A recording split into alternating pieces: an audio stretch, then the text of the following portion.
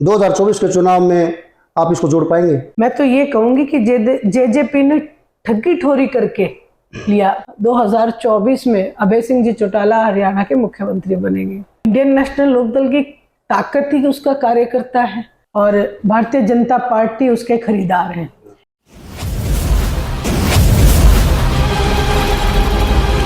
सुनना जी, हरियाणा परिवर्तन यात्रा है, इसका उद्देश्य क्या है? इसका मेन उद्देश्य जो है, सबसे बड़ा उद्देश्य तो लोगों से मिलना, उनकी समस्याओं को जानना, गांव-गांव में जो विकास कार्य नहीं हुए उनके बारे में लोगों को अवगत कराना। क्योंकि मेन स्ट्रीम मीडिया, जिसे हम बड़ी मीडिया कहते हैं, वो आज बिक चुकी है और भारतीय जनता पार्टी उसके खरीदार हैं। इसलिए कहीं पे भी आपको भारतीय जनता पार्टी की कोई भी कमजोरी ये लोग नहीं दिखाते हैं, जबकि चौथा स्तंभ हम मीडिया को मानते हैं और मीडिया का एक दायित्व बनता है कि वो जनता की आवाज को उठाए, लेकिन आज वो कहीं भी दिखाई नहीं दे रहा। इसलिए परिवर्तन यात्रा जो है गांव-गांव जाके इस चीज के बारे में लोगों को अवगत करा रही है कि भारतीय जनता पार्टी ने उनके लिए ऐसी नीतियां बनाई है जिसमें जन कल्याण नहीं, जनता के हकों को छीनने की नीतियां उनके पास है। ये सब चीजें बताने के लिए परिवर्तन यात्रा हमने शुरू की है। हरियाणा परिवर्तन यात्रा को अब तक मिले समर्थन से आपको लगता है क्या परिवर्तन हो पाएगा? आदरणीय ओम प्रकाश जी चौटाला, आपने देखा होगा कि 88 साल की उनकी उम्र है और 88 साल की उम्र में हर कोई इंसान अपने घर में रह के आराम से अपने बच्चों के साथ अपना जीवन व्यतीत करता है, लेकिन हरियाणा प्रदेश की चिंता आदरणीय ओम प्रकाश जी चौटाला को है और उन्होंने इस उम्र में बस में जाके, जब अभी यात्रा कर रहे हैं तो लोगों से बस में जाके वो मिल रहे हैं और लोगों को हरियाणा प्रदेश के लिए उनकी सोच जो रही, आदरणीय चौधरी देवीलाल जी के जो स्वप्न अधूरे रहे उसको साकार करने के लिए वो निकले हैं। और जहां तक आपने सवाल उठाया कि हमें एक समर्थन कितना मिलेगा, 100% 2024 में अभय सिंह जी चौटाला हरियाणा के मुख्यमंत्री बनेंगे। 2024 में इनेलो अकेला चुनाव लड़ेगी?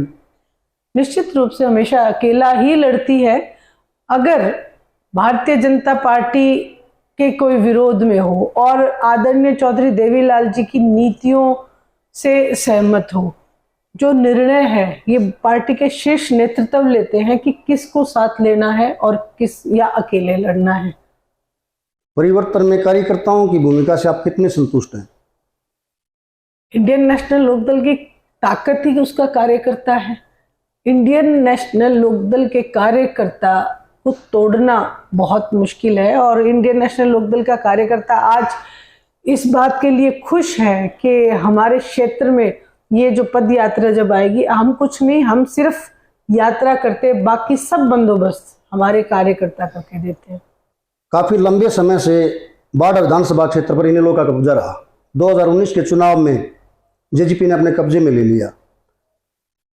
इस परिवर्तन यात्रा को मिले समर्थन से आपको लगता है कि 2024 के चुनाव में आप इसको जोड़ पाएंगे? आप ये नहीं कह सकते कि जेजेपी ने अपने कब्जे में ले लिया।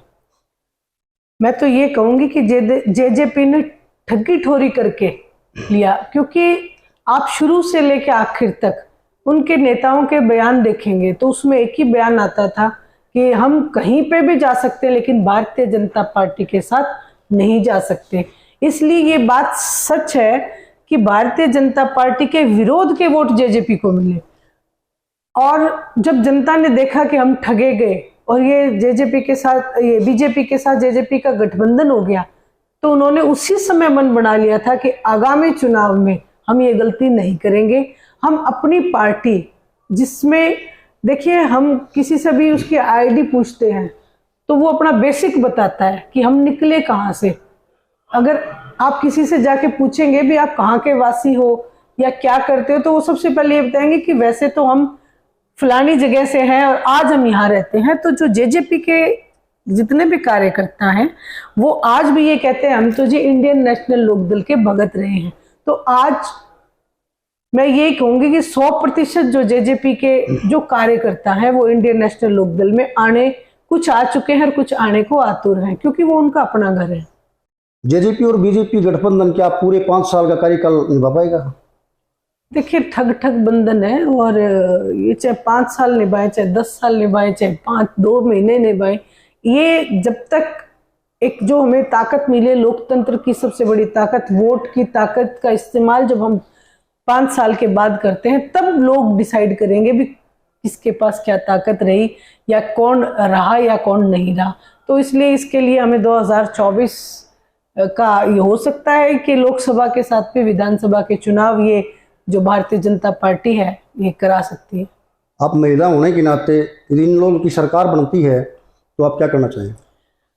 देखिए, इंडियन नेशनल लोकदल ही एकमात्र ऐसी पार्टी है जिन्होंने महिलाओं को हमेशा सम्मान मान दिया, और आदरणीय चौधरी ओम प्रकाश जी चौटाला ने सबसे पहले महिला आयोग का गठन करके दिया।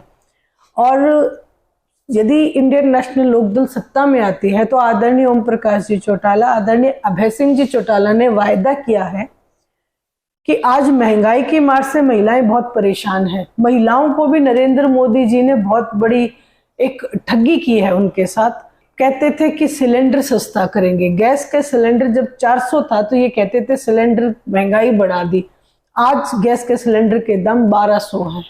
तो इसके चलते आदरणीय ओम प्रकाश जी चौटाला ने कहा है कि जो महिलाएं हैं उनको इस बोझ से निजात मिले, महंगाई के बोझ से, तो इसलिए उनको हर घर में 1 सिलेंडर महीने का फ्री ऑफ कॉस्ट भर के देने का गवर्नमेंट काम करेगी।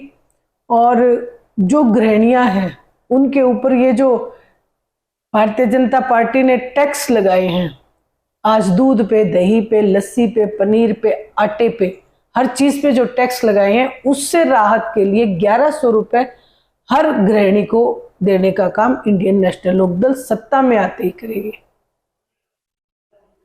2019 के चुनाव से पहले जेजेपी द्वारा किए गए वादों पर आपकी क्या राय है? देखिए, मैं जब गठबंधन हुआ तब से एक ही बात सुन रही हूँ, कॉमन मिनिमम प्रोग्राम। आज तक उसका ना कहीं कोई ब्यौरा आया, ना हमें ये पता चला जनता को, जिस जनता को उन्होंने ठग के भारतीय जनता पार्टी से समझौता किया, वो जनता आज भी जानना चाहती है कि हमारी रजामंदी किन किन मुद्दों पे या किन किन शर्तों पे हुई। इसलिए मैं यही कहूँगी कि ये केवल एक ठगी ठोरी ही थी। आज देखेंगे किसान परेशान है, जो नौजवान के लिए उन्होंने वायदा किया था कि 75% हम उनको रोजगार देंगे, आज वो जो नौजवान है वो खून के आंसू रो रहा है और इस बात का इंतजार कर रहा है कि कब वोट डालने की ताकत का उन्हें इस्तेमाल करना पड़े और कब हम जेजेपी को सत्ता से बाहर करें। ठीक, धन्यवाद।